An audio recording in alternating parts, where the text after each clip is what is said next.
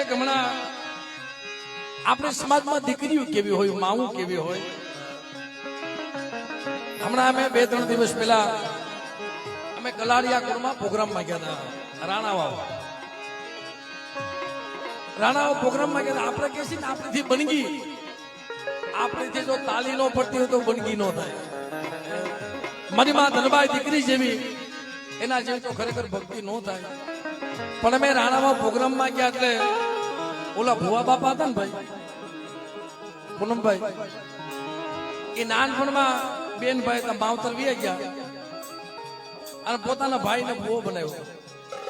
અને એ ભુવો તો એને 2 કીર્તનીઓ ફેલ, 2 કીર્તનીઓ ફેલ કલાડિયા કોળમાં 2 કીર્તનીઓ ફેલ. એટલે કે ભાઈ મને માતાજીને જમાડી લેવા દો.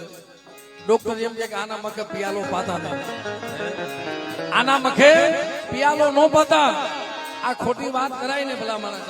કોક આપણને પૂછે નું ગામનું નામ, તમને ગામનું નામ આપું છું. આ તો પૂનમભાઈ એમ કીધું કે ભાઈ આ ભુવાને પિયાલો નો પાતા, કારણ કે દરરોજ ડાયલેશન થતું હોય. 2 કીર્તનીઓ ફેલ.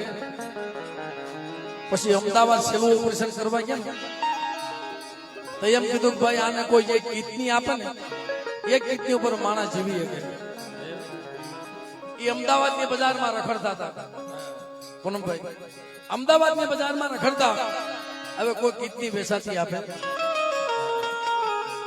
સાહેબ. પછી કદાચ અમારા કલાડિયા કુળની દીકરીએ આ ધનબાઈ માની વાર્તા સાંભળી છે કે બાપ જો મારી માં ધનબાઈએ જો મારા બાપની દેવી હાટું થઈ જો પોતે હળગી ગઈ હોય તો આ તો મારા બાપની દેવીનો ભૂવો છે.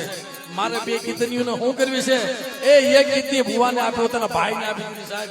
એને તાલીના આગળથી બેનને વધાવવા. હા, એ બેને ભાઈને આપી દીધી ભુવાને. એટલે જો આપણાથી એક તાલી ન પડતી હોય તો આપણે કોઈ કીર્તનીઓ આપીએ કે તો હવે ઘડી દો ઘરનો મહેમાન છે. બધા ભાવથી બધા બે હાથ ઊંચા કરીને એવી તાલી પાડો હા કે આજે તો નાગજળ આખું તાલી પડે ને કંકાવટી સાંભળે. બધા બે હાથ ઊંચા કરજો મિત્રો. આ જેને આ પીપળના રખડાવાની માં તો ભાવ છે ને, હા બધા ભાવથી બે હાથ ઊંચા કરજો. તાલી અડધી મિનિટ માટે ભાઈ. હજી હમણાંથી ક્યાં નથી હમણાં. વાહ દોસ્ત વાહ. હા